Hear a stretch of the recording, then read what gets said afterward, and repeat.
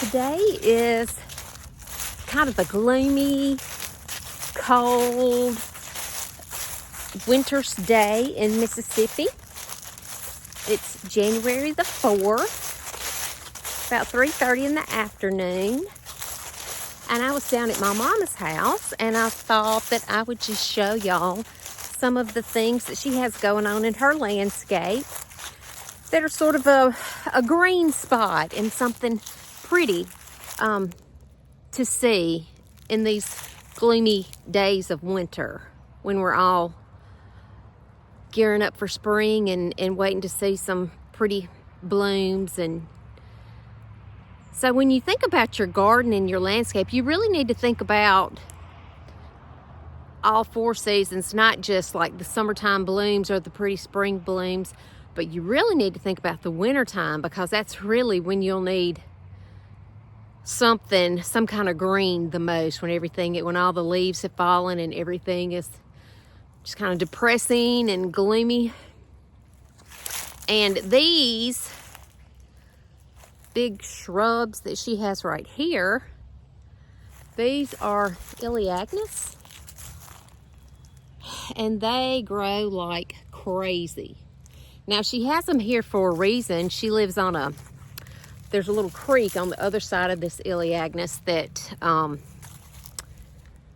she's trying to block off, and there used to be railroad tracks. In fact, you might be able to see what's left of the railroad tracks and the trestle going across the bridge there. But anyway, she was trying to block all that off, and these Elaeagnus bushes have done the trick with that.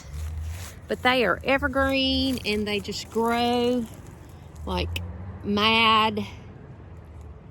And I think it's in the fall, they have these pretty little blooms that smell so sweet. You can kind of see the remnants of those.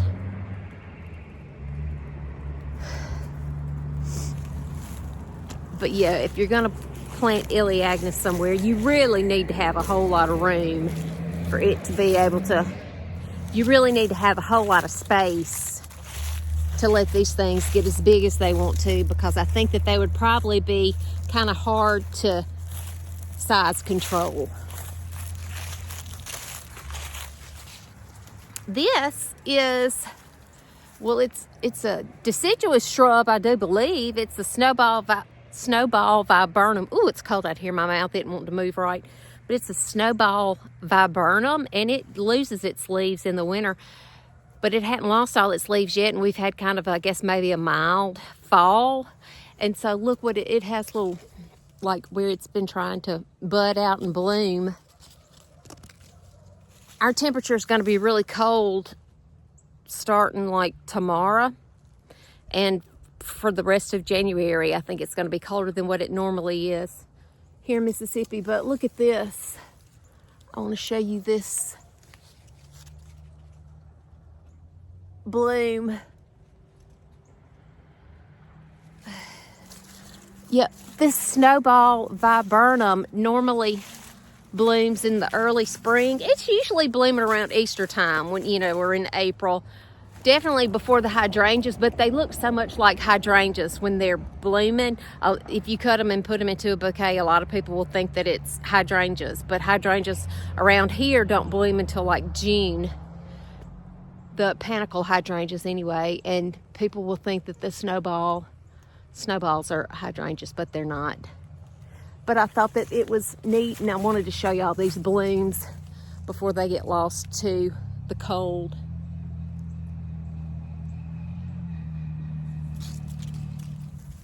This right here, this is a big old patch of Forsythia.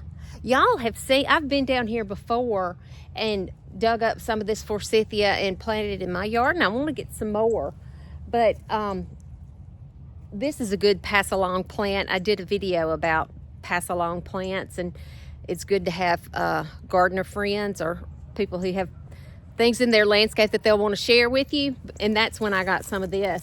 But look, I'm showing y'all this now, not that it's pretty with foliage, but it's always the first thing to bloom in the spring. And normally it doesn't bloom until maybe later in January or kind of early February. But look at, it's pushing the buds now. If we were to cut some of these and take them inside where it's warm and put a little bit of water in there, they'd probably go ahead and push out some blooms. Let me get closer. Look at that. Yeah, and today is January the 4th. And some of these are trying to bloom. I think they'll get shocked a little bit with the cold weather that we're gonna have.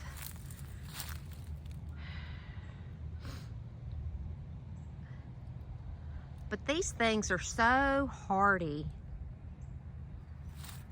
I mean, she just has like a huge mass. But in the summertime, after all of these bloom out and they get their green leaves on them, they're pretty. I mean, it's just a big, pretty green shrub. And it's as pretty as it can be. And they're really nice to put in flower arrangements.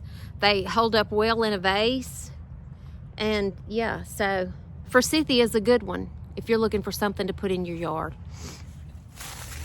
This is a pretty evergreen tree. It's a Camellia.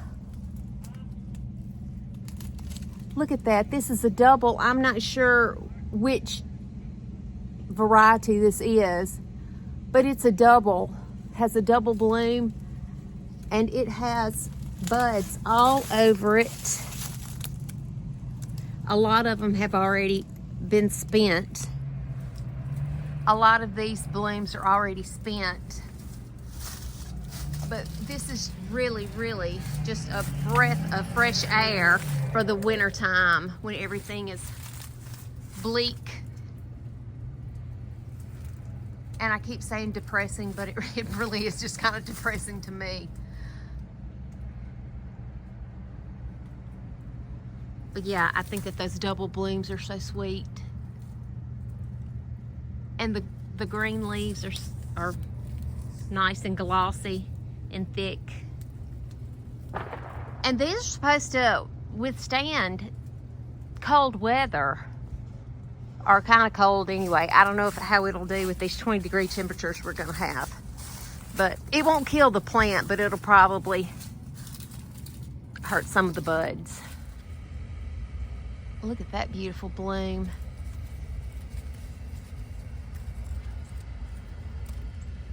I need to cut that and take it inside for Mama so she can enjoy it in her house.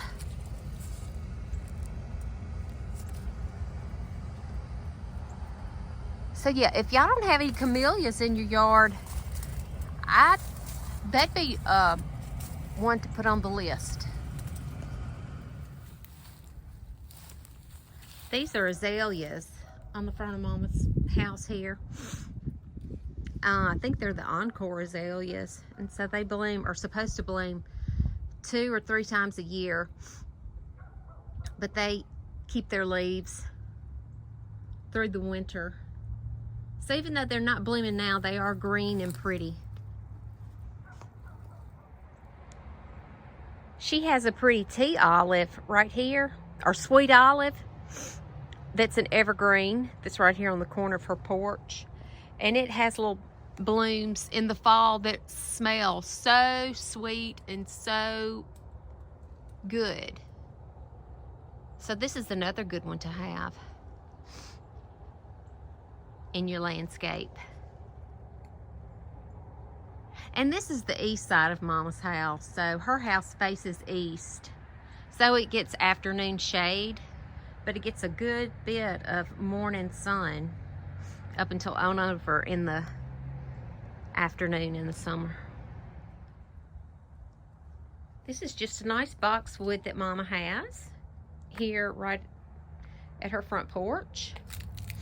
And it looks good and healthy, and its leaves are dark green, and it's done a good bit of growing. I think she had, somebody came and kind of cut everything back for her in the spring. So it's put on a good bit of growth since then. But yeah, a couple of Decembers ago when we had that really cold spell where things went from like 60 degrees Fahrenheit to like 10 degrees Fahrenheit in 5 hours, a lot of things really were injured, including this right here. This is a Loropetalum, or it was a Loropetalum. And along with all of those around that side of her house. And I guess we were just kind of hoping that maybe this one would come out of the funk and decide to want to live too, but it didn't. So that one's definitely going to have to come out, and we'll replace it with something else evergreen. But these Loropetalums, I'm telling you, they looked as bad as that, but they decided to push new growth and they had the will to live. So but yeah, they look pretty. I've planted some Loropetalums around my house. Y'all have seen me do that. They're not as thick as they were. You can see where I've cut some right here. But they're just kind of like on the road to recovery. That really bad freeze nearly did them in.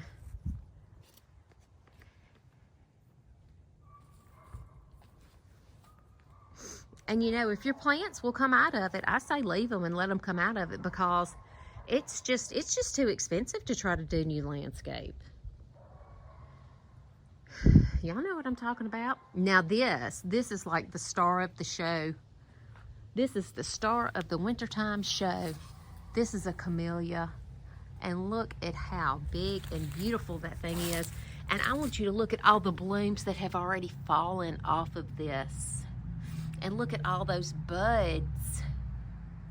Golly.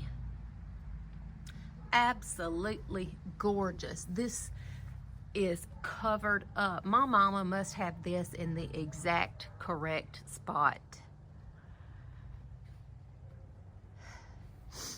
It gets a good bit of sun because that direction over there is west.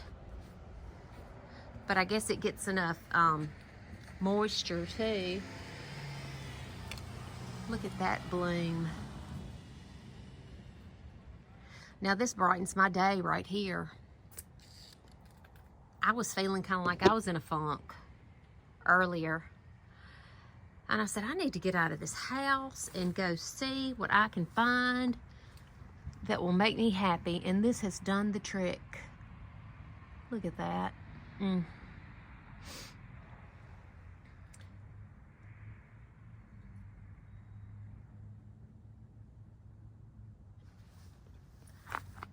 I'll come out here and cut some of these and put them in float them in a crystal bowl for Mama. Okay. So that Camellia is something to write home about. I mean, look at all of these buds. Are y'all seeing these? Holy smokes. Absolutely gorgeous. Now this row of evergreen shrubs, this is Distyllium. And these things are very hardy also. And they are evergreen and they look pretty. And they are just really kind of aggressive in this spot too, because you can see that she has some Abelia. This right here is Abelia, which is an evergreen shrub also. But I don't know if the Abelia is supposed to be behind the Distyllium or if the Distyllium is supposed to be behind the Abelia. I don't know. But the Abelia is just kind of getting lost in translation back there. See, this is the Abelia right here. And that's the bloom that it has on it. I'm gonna have to figure something out about all this. This late winter, early spring. She has a yew right there. That's some kind of yew. That's pretty and evergreen. She has, this is the sunshine Ligustrums that need to be cut back sometime late winter, early spring. There's a little Magnolia. that probably would do better if we would cut these shrubs down a little bit. It would get a little more sunlight all the way around. And then here is another camellia right here on the corner of her house. And this is really the one that you see when you drive into her driveway. This is the one that just absolutely shows out. I don't know what variety this is. My daddy planted both of these years ago. I told y'all that my daddy was the gardener in the family. He loved being outside and planting things, and I'm grateful for that. And he's left us with lots of pretty things to remember him by.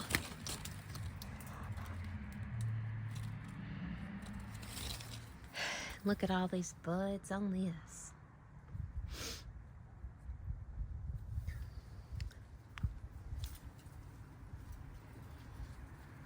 Golly, look at all those buds.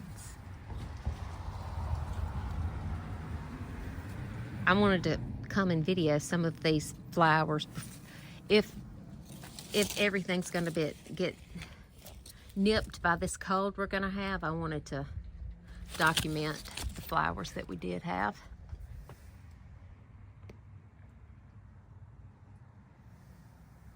So pretty.